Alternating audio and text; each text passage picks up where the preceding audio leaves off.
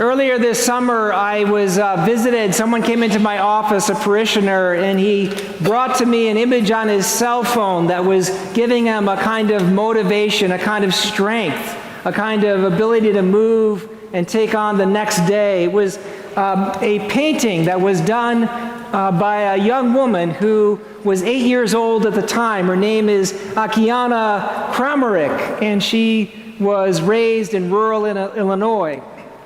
And at 8, Akiana had this incredible spiritual experience where she saw Jesus, and she dedicated herself to somehow painting this enormous canvas on which she could do with incredible realism the likeness of the image that she saw.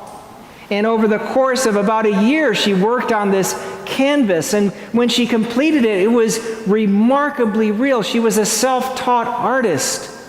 And since she painted that incredible canvas, it has had a kind of life of its own. People have been captivated by the story and captivated by her experience and captivated by the fact that this 8-year-old girl could somehow paint this incredible canvas. And people have wondered if this was, in fact, a revelation, a moment in which someone actually saw the real Jesus. And others have noted that the figure that she painted looks startlingly similar to the Shroud of Turin, another image that tells us of the real Jesus, at least reportedly. And this parishioner showed it to me because he found it incredibly comforting. And he thought, what did I, as someone who likes art, what did I think of the portrait? And I stood back from it for a bit and I thought, and it is a pretty portrait, but I thought to myself, I know that this portrait is real for her, but I'm not sure if this is the real Jesus. And then I thought a little bit harder about that whole exchange of the image with me. And I realized that the reason why the parishioner was showing me that portrait of Jesus, that portrait of the real Jesus, is that he was hoping and trusting that Jesus was, in fact, real. How do you know you're seeing the real Jesus? That's a question I want to pick out a little bit today.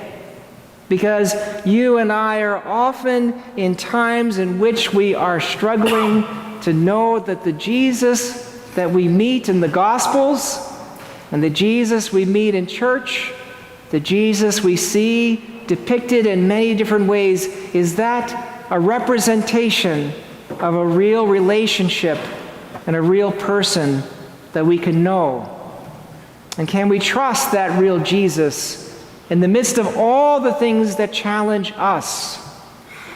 And we have a reason to ask that question, because today's gospel is incredibly interruptive.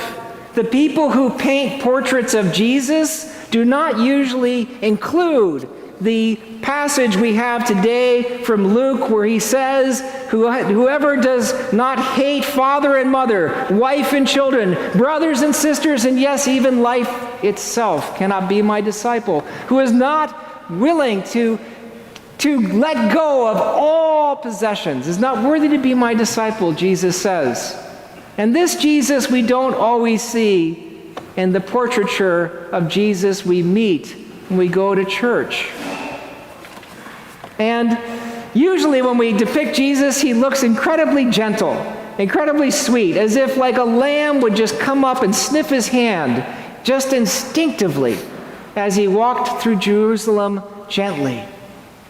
But in fact, today's gospel represents to us an incredibly challenging image of Jesus. Do we see Jesus in today's gospel?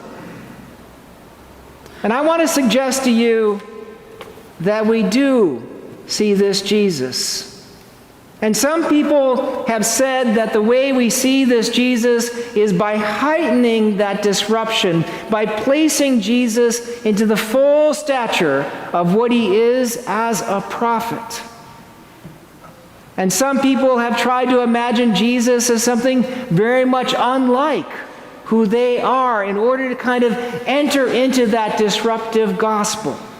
They've imagined Jesus as being of a different ethnicity or race, or a different class, or representing a different place, representing a prisoner, representing someone who is suffering, representing a patient, in order to somehow trigger us to see Jesus more really in our life.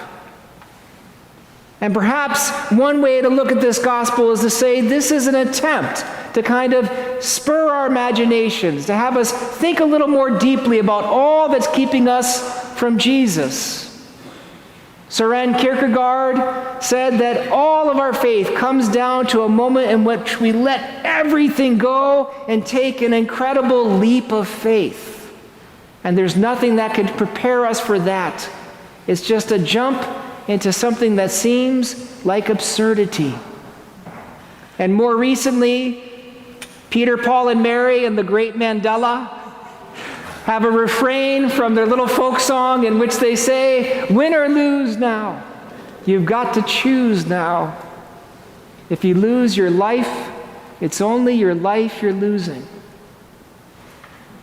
But I want to suggest that there is a more grace-filled way to see today's gospel.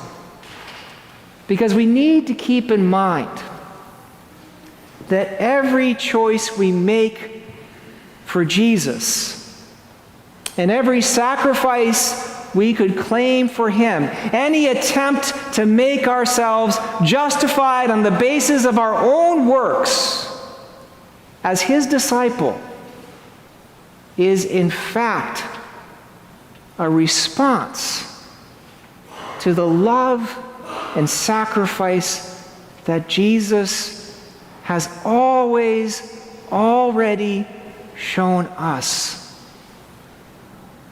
Today's gospel takes place as Jesus has already set himself toward Jerusalem, where he will die. And the context of the statements he's making are of someone who has already poured himself out for us. We love, it says in 1 John, because Christ first loved us. The Jesus who speaks the interruptive truth in today's gospel is actually one who has already given himself fully to us. So that whatever we do and whatever we can give, whatever we can let go of, whatever we can claim, whatever we can call our own, is in fact an echo of God's greater love and sacrifice for us.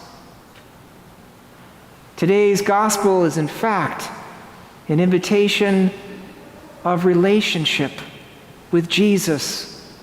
And there is a bedrock and foundation of love in that invitation for us to place Jesus at the center of our lives. Because when we do choose Jesus, we choose life itself. We choose love itself. We choose a way of being that we can scarcely imagine on our own. Earlier this summer, I had another moment in which somebody told me about a meeting with Jesus. It was another moment of vision. This has been a summer of visions for my congregation.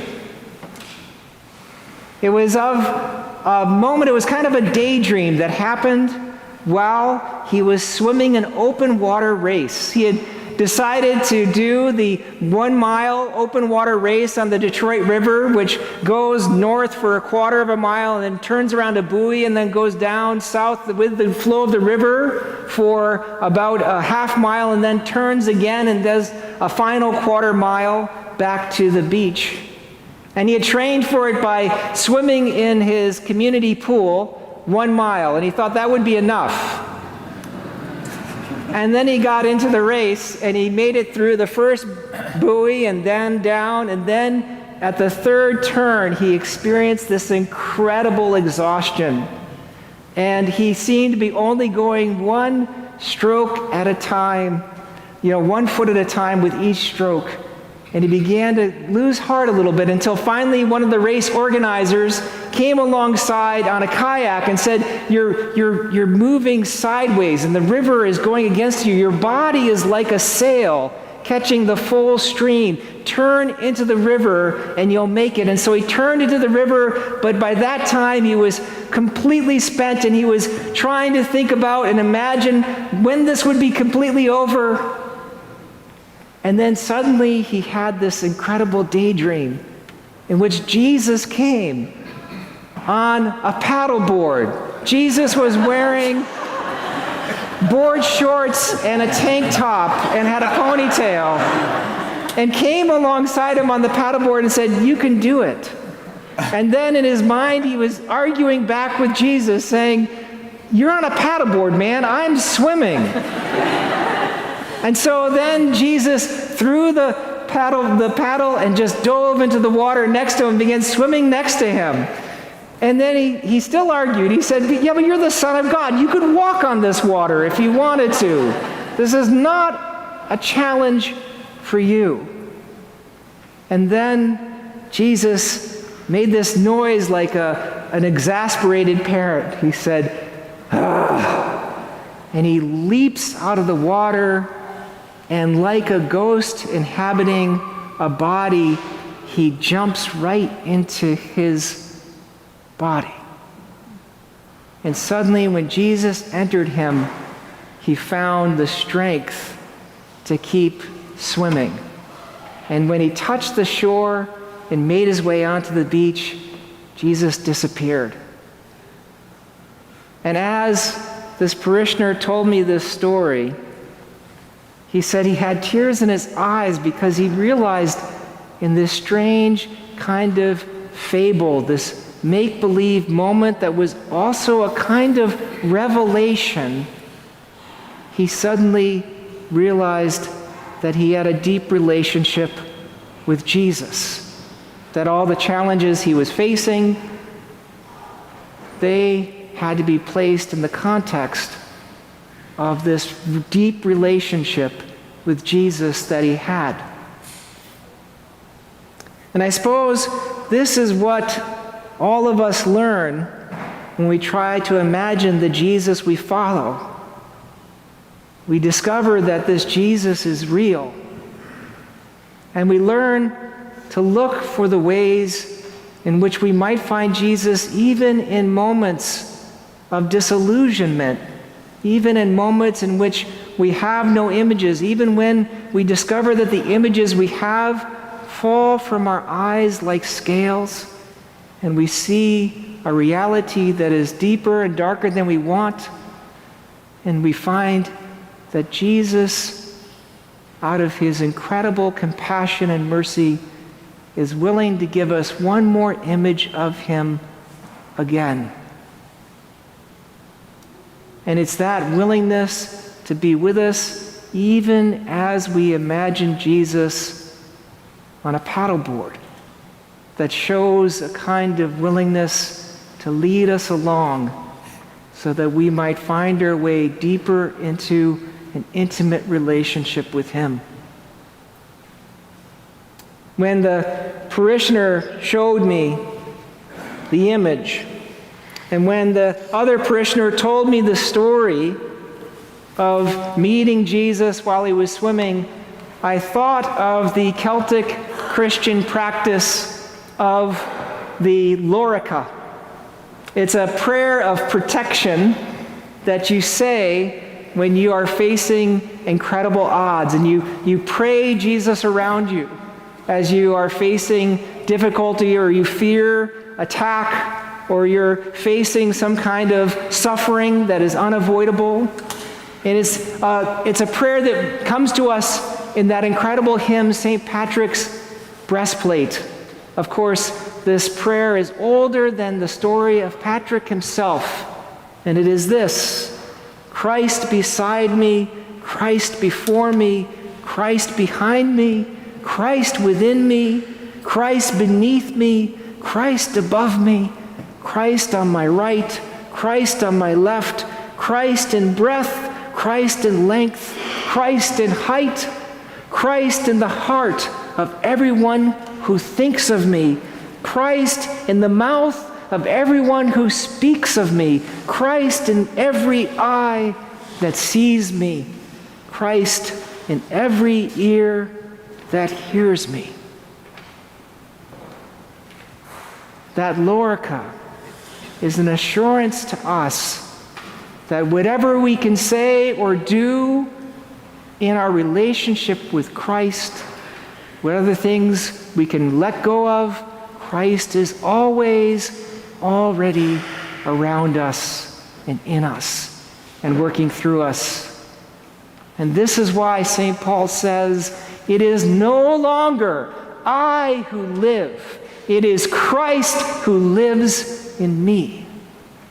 Because the Jesus who is real doesn't want a relationship that is merely external or beholden to the eyes. This Jesus has come for a real relationship within us.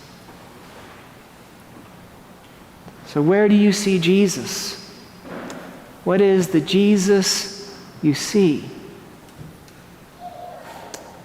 One of my favorite images of Jesus that I see is from the mural that is on the cover of the bulletin that you have before you today. This mural was painted by Daniel Cascardo in 2018 to begin the celebration of the 90th anniversary of this parish. And that's a Jesus of the resurrection. And all of the little figures there, those are not imaginary figures, even though they're abstract. Those were the people that were around Daniel on that day as he painted that incredible mural freehand during a sermon. And this is a memory of the past, but it's also a vision of the future, because the Jesus we will see is always the Jesus who is resurrected, the Jesus who calls us into our future, even while we are in the midst of our present. Where do you see Jesus? What does Jesus look like for you? This is the question we embark upon this program year.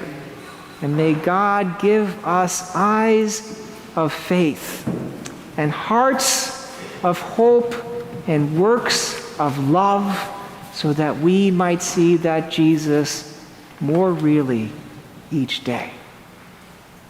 Amen.